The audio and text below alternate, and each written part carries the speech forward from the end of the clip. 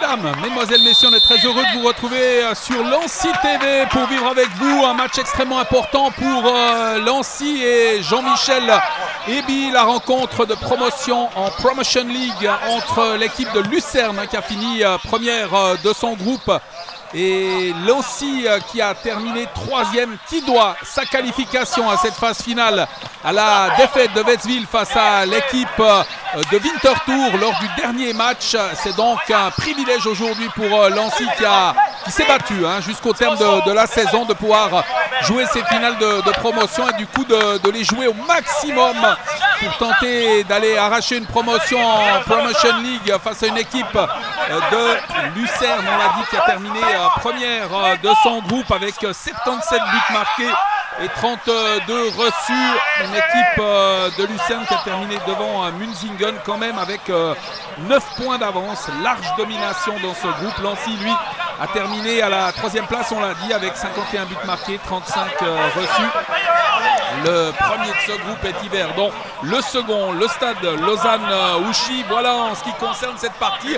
On vous donne une information aussi très importante. Ce sont des matchs aller-retour. Le match aller est important dans la mesure où si on encaisse un but, eh bien c'est le système européen avec un centre tendu, un ballon qui va passer devant tout le monde et que les buts à l'extérieur comptent double. Ce qui veut dire que si aujourd'hui il y a 1-1 dans le match entre Lancy et Lucerne, eh bien au match retour à 0-0, ce serait Lucerne qui serait qualifié. Il est donc important pour Lancy, quoi qu'il arrive dans ce match, de ne pas encaisser de but.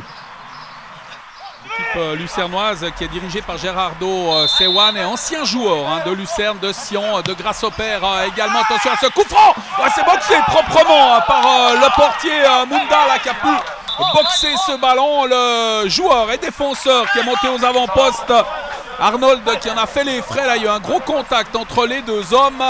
Et Arnold, il est KO, le défenseur. Très belle intervention là du dernier rempart qui est venu pour dégager ce ballon. Après quelques minutes, ça a l'air d'aller mieux là, après ce contact avec le portier. Cette balle mise en avant, c'est bien joué là de la part des Lucernois avec un centre tendu premier poteau.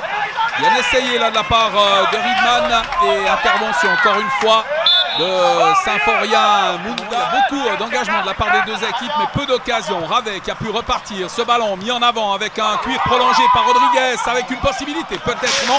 On parlait de la rigueur il y a quelques instants, encore une fois sur la montée de Rolling Yeti. Le très bon travail défensif des Lucernois avec un coup de coin en faveur de l'équipe de Jean-Michel Ebi. C'est le capitaine Mohamed Aliti qui va se charger de ce coup de coin pour sa formation avec un coup de sifflet de l'arbitre qui va remettre à l'ordre les joueurs. Ça se bouscule beaucoup dans les 16 mètres. On rappelle à l'ordre Alexandre Barroso et le défenseur Mauro Bender. Le corner qui va être retiré là pour le Lancy FC alors qu'on joue depuis bientôt 19 minutes dans cette rencontre. Toujours 0-0. C'est dégagé par la défense ce ballon qui avait été mis au premier poteau. Et bien dégagé encore une fois par les joueurs de Suisse centrale. Essaye d'orienter, de varier le jeu avec une bonne transversale là pour Beuchat. Beuchat qui va revenir sur ses pas. Beuchat, le décalage. On va proposer cette balle à Ravet qui va frapper. Et qui va frapper par-dessus la cage du portier Hensler. Pas de danger pour Simon Hensler dans cette 21e minute. Les Genevois qui font un match très discipliné face aux Lucernois avec ce ballon en chandelle. C'est remis aux 16 mètres avec un contact. Oh, c'est penalty! C'est incroyable, l'arbitre qui siffle le penalty sur cette intervention défensive. Je trouve très sévère là sur ce travail d'Anwar Ayashi. Et l'arbitre, lui, n'a pas hésité une seule seconde. Il montre le point de penalty. Je suis quand même un peu surpris de la décision de monsieur Msa qui est meilleur buteur avec 15 réussites pour les Lucernois, qui va s'élancer. Le parade de Mouda qui sort ce penalty du meilleur buteur lucernois. Superbe intervention du dernier rempart qui peut détourner ce ballon. Quelle belle parade du portier de Lancy FC. Avec peut-être un carton, il y a réclamation. Là, on n'est pas content parce que derrière, il y a une réaction sur cette décision de l'arbitre. Il est vrai que les deux joueurs avaient le pied à une hauteur assez importante et il y a eu ce contact. L'arbitre, lui, une fraction de seconde pour prendre une décision. Il l'a prise en faveur de Lucerne, qui n'était bien évidemment pas du groupe de Lancy FC. Et nous, on a tout loisir de pouvoir revoir les ralentis. Toujours est-il que ce penalty a été annulé par Symforia Munda, auteur d'une superbe intervention. Ce tir au ras du sol, détourné par le dernier rempart de Lancy FC, qui permet à son équipe de ne pas encaisser pour le moment de but à la maison. Et c'est ça finalement le plus important là, avec ce coup de coin en faveur des joueurs de Suisse centrale. Ballon mis au deuxième poteau, il est long ce ballon, mais très bien contrôlé par Ulrich, avec une remise en retrait. Ugrinic, le centre d'Ugrinic, ballon aux 16 mètres avec un décalage, c'est bien joué, le tir, l'intervention encore une fois du portier Munda. Et ça chauffe devant la cage genevoise, alors qu'on essaye de repartir là côté Lancy avec un long ballon. Ça va sortir finalement en touche. Le public qui s'enthousiasme, hein, le match qui s'emballe un peu là dans cette 25e minute. J'ai l'impression que ce penalty a déclenché quelque chose chez les Genevois avec ce ballon mis dans l'axe du terrain avec le décalage d'Aliti. C'est bien joué avec une remise dans l'axe, un ballon dégagé par la défense. Ça va revenir encore une fois avec un tir premier poteau. Une prise de balle irréprochable pour le portier Simon Hensler. Ça va revenir sur le défenseur central Remo Arnold. Arnold qui met en avant. C'est bien joué ce ballon sur Riedman. L'accélération de Riedman. Il a du champ, Riedman. Il peut s'avancer, centrer. Un ballon qui passe devant tout le monde. Ah, il est mal adressé ce centre. Même Ulrich n'est pas parvenu à s'en emparer. Vicentini qui va effectuer cette remise en jeu pour les Genevois. On est à la demi-heure de jeu dans ce match. Interception Vicentini. Le centre, ce ballon dans les 16 mètres, dégagé par la défense avec la récupération de Rodriguez qui a un contre favorable de tir, détourné par le portier Simon Hensler. C'est pas terminé qu'un nouvel envoi contré sur la tentative de Rolling Guilletti. Et on parvient à dégager côté lucernois l'action la plus nette depuis le début du match là pour Lancy FC. Très très belle opportunité. Il a d'ailleurs pas marqué encore dans ce championnat, Rodriguez. De mémoire, et sinon notes sont correctes avec une mise à l'offensive là, avec Ravet notamment qui a tenté de repartir. On a été imprécis, ça va peut-être donner une rupture de l'autre côté au Lucernois qui tente de repartir très rapidement. C'est fait approximatif avec l'intervention d'Ayashi. Très bon match côté Genevois dans la mesure où il y a beaucoup de joueurs comme Knežević ou Ugrinic qui font partie du cadre principal de Lucerne. Et pour le moment, eh bien, on offre une très très belle réplique aux joueurs de Suisse centrale avec ce cuir intercepté par Vudzi. Vudzi qui joue un 2 avec la tentative de reprise premier poteau. Et ce ballon qui sera encore une fois dégagé par les joueurs lucernois. Très très belle possibilité là sur ce centre et l'opportunité de Ntongo. Finalement un ballon qui a été détourné par le défenseur. Et Vudzi, on rappelle qui est meilleur buteur quand même de l'équipe genevoise. Il a marqué 7 buts depuis le début de la saison. Intercepté encore une fois. Attention, pas trop joué au chat à la souris. Ballon perdu par Ravet. On repart à l'offensive très rapidement de l'autre côté avec ce ballon pour Ulrich. Ulrich qui centre. Il s'est arraché sur ce ballon pour intervenir. Très très belle intervention d'Alexandre Barroso là, qui a plongé devant le joueur lucernois là, pour éviter le centre avec un cuir remis en arrière. Et les joueurs de Gerardo Sewan qui peuvent repartir. Le décalage d'Ugrinic avec un centre premier poteau une nouvelle fois dégagé. C'est pas si menaçant que ça parce que derrière on fait un énorme boulot à côté Genevois. On pose beaucoup de problèmes aux offensifs avec Voca qui a mis ce ballon à côté de lui avec un centre tendu dans les 16 mètres. Prise de balle irréprochable de Symforia Munda.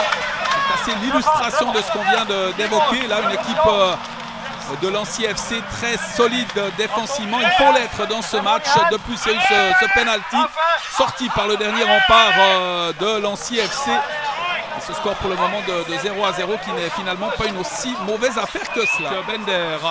Bender, il a du soutien à côté de lui avec son capitaine Voca. Il va revenir tranquillement en arrière avec ce décalage pour Arnold. Et l'arbitre qui met un terme à cette première mi-temps sur ce score pour le moment de 0-0. Score assez logique sur la physionomie de cette première période. Des équipes qui se sont créées une belle occasion du côté de Lancy. avec le tir signé Rodriguez et puis ce penalty lucernois sorti par le portier Mounda. Mis dans l'axe du terrain, l'accélération d'Hayashi. Hayashi, bon décalage, c'est bien fait cette ouverture sur Vicentini qui laisse pour Rolling Yeti le centre. Très bien fait ce centre, premier poteau pour Ntongo qui ne trompera pas le portier, mais c'était une belle possibilité là pour celui qui a marqué 4 buts dans la saison régulière. Finalement ce contre et cette possibilité de repartir les Lucernois avec Ugrinic, mais un ballon mis en avant. Ntongo qui va affronter la défense, l'accélération d'Ntongo avec une très belle intervention défensive. Yeti, le tir, il est contré également. On a pensé que sur cette action Ntongo pourrait aller au bout, mais la défense encore une fois veille au grain avec un centre tendu, ballon dégagé devant Ntongo qui est le dernier à avoir touché ce ballon. C'était encore une fois une belle possibilité là pour les joueurs genevois. Ils ont démontré en première mi-temps qu'ils pouvaient venir ébranler cette défense lucernoise, notamment avec le tir de Rodriguez. C'est un bon coup franc, rapidement joué par Aletti avec le tir. C'est bien enroulé, mais pas assez appuyé pour inquiéter Hensler là sur cette frappe signée Cardozo avec un coup franc là en faveur des joueurs lucernois. On est dans la 18e minute. Tu encaisses d'un côté comme de l'autre 32 et 35 buts en championnat. Il va de soi que c'est compliqué d'aller marquer. Attention avec une accélération maintenant. Le portier qui va sortir. Et ce ballon il me semble qu'il a été contré sur le tir de Riedman. Non, il n'a pas été contré finalement. Le joueur de Lucerne qui réclame et qui va prendre au passage un carton jaune. Grosse possibilité pour les Lucernois là. Et c'est allé extrêmement rapidement. Là, Lancy doit faire attention dans cette deuxième période. Ce ballon sur le pied de Riedman. Riedman qui va revenir dans les 16 mètres avec le crochet. L'intervention de Barroso sur Ulrich et l'arbitre qui monte le point de pénalty à notre avis à juste titre, puisqu'il a accroché son adversaire. Deuxième pénalty de la rencontre pour les Lucernois. Le premier avait été arrêté par qui a manqué tout à l'heure. Cette fois on va faire tirer Arnold. Arnold face à Munda. C'est à côté. Le défenseur qui tire à côté, il a sans doute été intimidé par le portier. Et c'est le deuxième penalty manqué par l'équipe lucernoise. Le premier qui a été arrêté, celui-là véritablement manqué par Raymond Arnold qui tire à côté du but du portier genevois. On est à moins d'un quart d'heure de la fin de ce match. Et Lucernois qui repartent à l'offensive avec Ulrich qui va revenir dans l'axe du terrain. Ulrich passe en avant, c'est imprécis. Beaucoup trop fort là pour permettre à ses coéquipiers de s'emparer de ce ballon. De cette 46e minute de la seconde mi-temps d'exploiter cette balle arrêtée avec Aliti. Le centre d'Aliti, c'était pour Dugour qui voit ce ballon lui être soufflé devant le nez. Dégagement du joueur lucernois. On repart en contre de l'autre côté avec le nouvel entrée Trenzley qui décale. Attention, ça peut être dangereux. Très bon retour défensif. Quel boulot de Charles Ravet là pour mettre en échec son adversaire. Il sera même au bénéfice d'un coup franc sifflé par l'arbitre monsieur Egla, sans doute pour un des derniers dégagements de la partie. Cette marque de 0-0, on l'a dit, qui n'est pas une si mauvaise opération que cela pour les Genevois avant de se déplacer samedi 19h30 du côté de Lucerne pour aller affronter cette jeune équipe en terre lucernoise. Match nul 0-0, monsieur Engui qui met un terme à cette rencontre. On a eu énormément de plaisir à la suivre, on espère vous aussi. Et on se réjouit de vous retrouver très vite pour de nouvelles aventures footballistiques. Avant de nous quitter, on va entendre peut-être une réaction sur ce match nul entre les deux équipes. Écoutez, aujourd'hui c'est bien, on n'a pas pris de but, c'est une prestation personnelle qui est très intéressante dans l'ensemble. Mais après, on a des ambitions, on veut jouer les finales et c'est ce qui importe. Donc, ce qui m'importe, c'est le sort du collectif. Voilà. Et déjà, votre qualification tient un peu du miracle. C'est déjà superbe d'être en finale. J'imagine que vous profitez de chaque moment. En effet, on essaie de profiter pleinement parce qu'on se qualifie sur le dernier match et on n'a pas forcément fait un deuxième tour similaire au premier. Donc voilà, la qualification elle est carrément incroyable comme vous dites. Et voilà, on a toujours cette ambition d'aller chercher la finale car ce n'est pas des matchs comme les autres. C'est des matchs où le plus déterminé peut gagner et le classement, il n'a pas sa place. Et est-ce que d'après vous, vous irez à Lucerne avec un avantage vu que vous n'avez pas pris de but à domicile? J'imagine que l'entraîneur a beaucoup insisté là-dessus.